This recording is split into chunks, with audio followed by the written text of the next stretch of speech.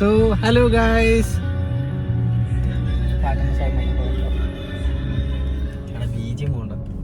So welcome back to another vlog. So ഇത് നൈറ്റാണ്. ഇതൊക്കെ കണ്ടോ, നമ്മുടെ കൂടെ അശ്വിനുണ്ട്. ഇത് നമ്മുടെ ശക്തി, നിങ്ങൾ ആദ്യമായിട്ടായിരിക്കും കാണുന്നത്. നമ്മുടെ കൂടെ തന്നെ വർക്ക് ചെയ്യണതാണ്.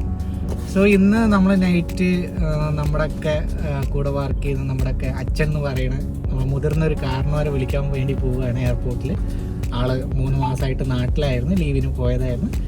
ഇപ്പം അഗെയിൻ തിരിച്ചു വരികയാണ്. അപ്പം ഇന്ന് നമ്മൾ ഫുജൈറയിൽ നിന്ന് ഷാർജയിലേക്ക് എയർപോർട്ടിൽ അദ്ദേഹത്തിനെ പിക്ക് ചെയ്യാൻ പോകുന്ന ഒരു ചെറിയൊരു വ്ളോഗാണ്. So welcome back again to another vlog. ഇങ്ങനെ ചില്ലായിട്ട്, കാരണം പൊതുവെ കൂടുതൽ ദൂരത്തേക്കൊന്നും പോവാറില്ല, വർക്കായിരിക്കും. അപ്പം ഇന്നിപ്പോൾ ഇങ്ങനെ ഒരു അവസരവും കിട്ടി. പിന്നെ ഡ്യൂട്ടി കഴിഞ്ഞിരിക്കുന്ന നമുക്ക് ആക്ച്വലി സൺഡേ വർക്കിംഗ് ആണ്, സാറ്റർഡേയും ഫ്രൈഡേ ആണ് നമുക്ക് ലീവ് ഉള്ളത്. അപ്പം വർക്ക് കഴിഞ്ഞ് നേരെ ഓഫീസിൽ നിന്ന് നേരെ അങ്ങോട്ട് പോവുകയാണ്. സോ ഒന്നും കൂടി ചില്ലാവാൻ, അല്ലെങ്കിൽ കുറച്ച് ഇങ്ങനെ ഒരു ഡ്രൈവൊക്കെ പോകുമ്പോൾ ഒന്ന് മൈൻഡൊക്കെ ഒന്ന് റീഫ്രഷ് ആവുമല്ലോ, ആ ഒരു മൈൻഡിലാണ്. ഓക്കെ, സോ എന്തായാലും കുറച്ച് കാഴ്ചകൾ നിങ്ങളിലേക്ക് നമ്മൾ എത്തിക്കാം. എന്താണ് ശക്തി പറയാനുള്ളത്? നമ്മുടെ ശക്തി എവിടെയാണ്, നാട് എവിടെയാണ്? രാമേശ്വരം. നമ്മളിപ്പോൾ ഏകദേശം ഒരു 10 മിനിറ്റ് അല്ലേ അവിടെ നിന്ന് ഇറങ്ങിയിട്ടില്ല. ഇപ്പോൾ എവിടെ എത്തി നമ്മളിപ്പോൾ ഏകദേശം ഒരു മലിഹ റോഡ് കയറി, ഷാർജ മലിഹ റോഡ്, അതാണ് നമ്മൾ ഇവിടുന്ന് ഷാർജ എയർപോർട്ടിലേക്ക് പോകാനുള്ള വഴി. ഏകദേശം ഒരു 10 മിനിറ്റായി. പിന്നെ ഇവിടെ ചുറ്റും വേറെ പ്രത്യേകിച്ച് കാഴ്ചകളൊന്നും ഇല്ലേ കാണിക്കാൻ. ഞങ്ങൾ ഷാർജ ആ ഒരു ഏരിയയിലേക്ക് എത്തുമ്പോഴൊക്കെയാണ് വീണ്ടും കുറച്ചും കൂടിയൊക്കെ നല്ല കാഴ്ചകളൊക്കെ ഉള്ളു.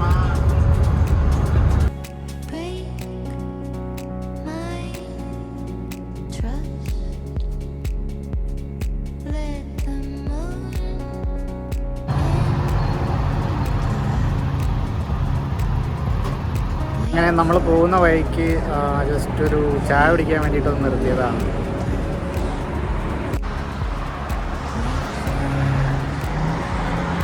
ഞങ്ങൾ ചായ കുടിച്ചുകൊണ്ടിരിക്കുകയാണ്.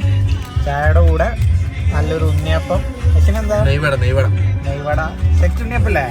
ഉണ്ണിയപ്പം കഴിച്ചുകൊണ്ടിരിക്കുകയാണ്. നല്ല കേരള സ്റ്റൈൽ ഉണ്ണിയപ്പം. പിന്നെ നല്ല കട്ടനുണ്ട്. അശ്വിനി ചായ പറഞ്ഞിട്ടുണ്ട്. ഓക്കെ, അപ്പൊ കാണാം.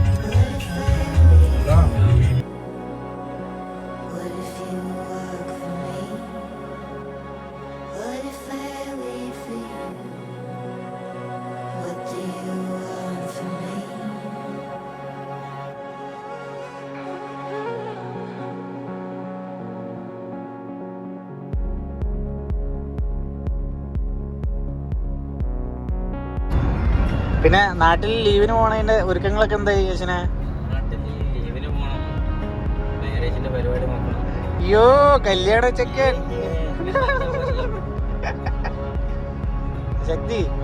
ശക്തിയുടെ കല്യാണം ഇപ്പൊ അല്ല, നാട്ടിൽ പോയി കഴിഞ്ഞ് വന്നിട്ടുള്ളു. എന്താണ് ശക്തിക്ക് അശ്വിനോട് പറയാനുള്ള? കല്യാണം കഴിക്കാൻ പോവാണ്. കല്യാണം வந்து മസ്റ്റായിട്ട് കഴിച്ചേ പറ്റൂ. അത് കല്യാണം എല്ലാവർക്കും വേണ്ടിയത് തന്നെ. ഒരിക്കലും അങ്ങനെ ഒഴിവാക്കാൻ പറ്റില്ലല്ലോ.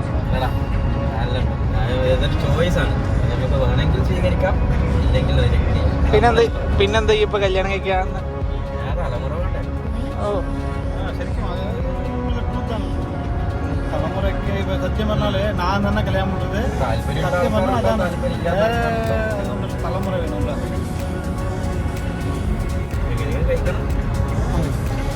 അങ്ങനെ അശ്വിൻ പോവാണ്, പെണ്ണെട്ടാൻ പോവാണ്. ഈ പെണ്ണൊക്കെ കെട്ടിയിട്ട് ഇങ്ങോട്ട് തിരിച്ചു വരുള്ളൂ.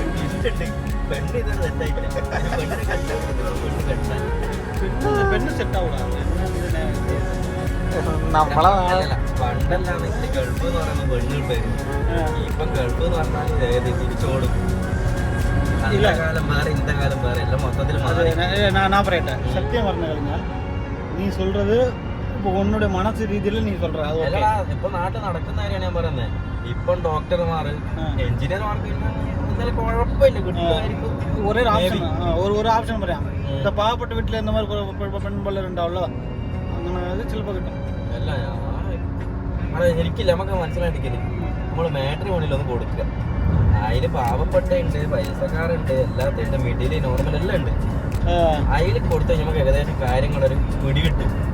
എങ്ങനെയാണ് ഇപ്പോഴത്തെ കണ്ടീഷനിൽ പോയിക്കൊണ്ട് നിൽക്കുന്നത്. ചിലപ്പോ ഒന്നും പഠിക്കാത്ത കുട്ടി ഉണ്ടാവും, പഠിച്ച കുട്ടി ഉണ്ടാവും. എന്നാലും അവര് ചൂസ് ചെയ്യുന്നത് ഡോക്ടർ എല്ലാരും പറയുന്നില്ല, ഒരു 50% 60% അങ്ങനെയാണ്. പക്ഷേ അത് പറഞ്ഞ ശരിയാണ്. കാരണം ഇപ്പം പ്രത്യേകിച്ച് നമ്മളെ നാട്ടിലൊക്കെ എന്ന് പറഞ്ഞാൽ ഇപ്പം വിദ്യാഭ്യാസം നോക്കും, സാലറി നോക്കും, പാക്കേജ് നോക്കും. അതും ജോബ് ഇപ്പം പലരും ഈ IT പ്രൊഫഷണൽ ആണെങ്കിൽ പോലും വേണ്ടാന്ന് വെക്കാറുണ്ട്. അത്രയും ഡീറ്റെയിൽ ആയിട്ട് വരെ ഇന്നത്തെ കാലത്ത് ആൾക്കാർ നോക്കുന്നുണ്ട്. കാരണം അവരും അവരുടെ ഫിനാൻഷ്യൽ ആ ഒരു എബിലിറ്റിനെ പറ്റിയിട്ട് വറീഡാണ്, സ്റ്റേബിളാണോ ഇല്ലേ എന്നുള്ളതൊക്കെ. അങ്ങനെ ഇപ്പം നമ്മളങ്ങനെ കല്യാണക്കാരൊക്കെ ചർച്ച ചെയ്ത് ഏകദേശം ഷാർജയുടെ ഒക്കെ ഒരു ഏരിയയിലൊക്കെ എത്തി തുടങ്ങി അല്ലേ? ഷാർജ എത്തി. അപ്പം ഇനി എയർപോർട്ടിൽ വെച്ച് കാണാം. ശനിഭായി എന്തായാവോ ഇറങ്ങിയോന്നും അറിയില്ല.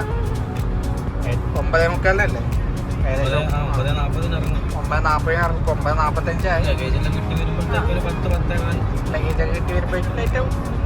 അപ്പോഴേക്കും അങ്ങനെ നമ്മളിതാ ഓൾമോസ്റ്റ് ഷാർജ എയർപോർട്ടിൻ്റെ അവിടെ എത്തി. നമ്മളെ ഫ്രണ്ടിലൊരു ഡോം കാണുന്നില്ല, ആ ഡോം കാണാൻ പോലുള്ളതാണ് ഷാർജ എയർപോർട്ട്. അങ്ങോട്ട് അടുത്തുകൊണ്ടിരിക്കുകയാണ്.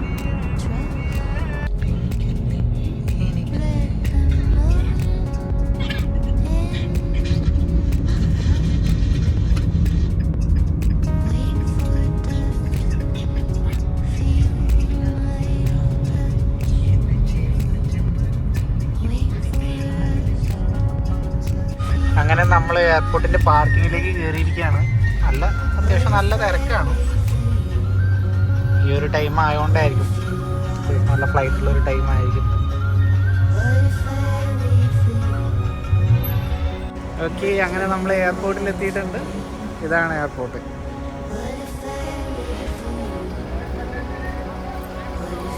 അങ്ങനെ നമ്മുടെ സ്വന്തം ഷനിലേട്ടൻ നാട്ടിൽ നിന്ന് വരികയാണ്. ലാൻഡ് ചെയ്തിട്ടുണ്ട് ഇവിടെ. അപ്പം ബാഗേജും കാര്യങ്ങളൊക്കെ ക്ലിയർ ചെയ്തിട്ട് ഇപ്പോൾ തന്നെ പുറത്തേക്ക് വരുമെന്ന് വിചാരിക്കുന്നു. സോ ഇതാണ് എയർപോർട്ട്, ഷാർജ എയർപോർട്ട്.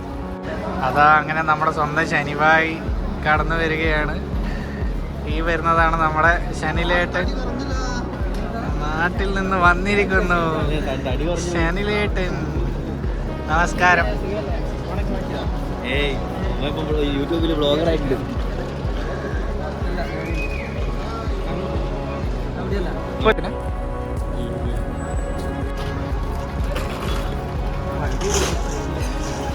അപ്പോൾ ഗൈസ്, അങ്ങനെ നമ്മൾ ഷനിലേട്ടനെ എയർപോർട്ടിൽ നിന്ന് പിക്ക് ചെയ്തു. ഷനിലേട്ടൻ ഇവിടെ ഉണ്ട് നമ്മുടെ കൂടെ. അപ്പം ഇനി നമ്മൾ നേരെ ബാക്ക് ടു ഫുജൈറ അല്ലേ? ശനിഭായ് ഒരു ഹൈ. അതാ ഇത് കണ്ടില്ല, ഇതാണ് നമ്മുടെ ശനിഭായ്. അപ്പം ശനിഭായ് അങ്ങനെ നാട്ടിൽ നിന്ന് എത്തിയിരിക്കുകയാണ് ഗൈസ്. സോ ഇനി നമ്മൾ നേരെ ഷാർജയിൽ നിന്ന് ഫുജൈറയിലേക്ക് പിടിക്കുകയാണ്. ഇതാണ് നമ്മൾ ഫുഡ് കഴിച്ച റെസ്റ്റോറൻറ്റ്, അൽ ഇഖ്തിയാർ അൽ അവൽ. അടിപൊളി റെസ്റ്റോറൻ്റ് ആണ്.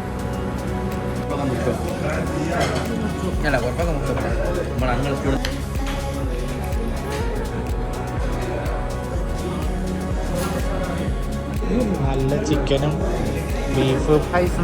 നമ്മളങ്ങനെ ഫുഡൊക്കെ കഴിച്ച് ഇതാ നമ്മളിനി തിരിച്ച് ഫുജൈറയിലേക്ക് പോവുകയാണ്. അങ്ങനെ ഷനിലേട്ടൻ ലാൻഡ് ചെയ്തു.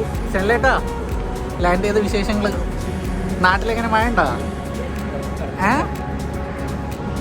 മൂപ്പര് ഭയങ്കര കുറവായിട്ട് നടക്കുകയാണ്. സോ ഗൈസ്, അങ്ങനെ നമ്മളിതാ ഇപ്പോൾ ഫുജൈറയിലേക്ക് പോയിക്കൊണ്ടിരിക്കുകയാണ്. ഇനിയിപ്പോൾ ഇവിടുത്തെ പ്രത്യേകിച്ച് കാണിക്കാനൊന്നുമില്ല, കാരണം വന്ന ആ ഒരു വഴിയും ആ ഒരു കാഴ്ചകളൊക്കെ തന്നെ ഉള്ളൂ. ഇനിയപ്പോൾ എന്തായാലും നമുക്ക് കാണാം. ചിലപ്പം അടുത്തൊരു വീഡിയോ ആയിട്ട് ഉടനെ തന്നെ വരുന്നതാണ്. So good night.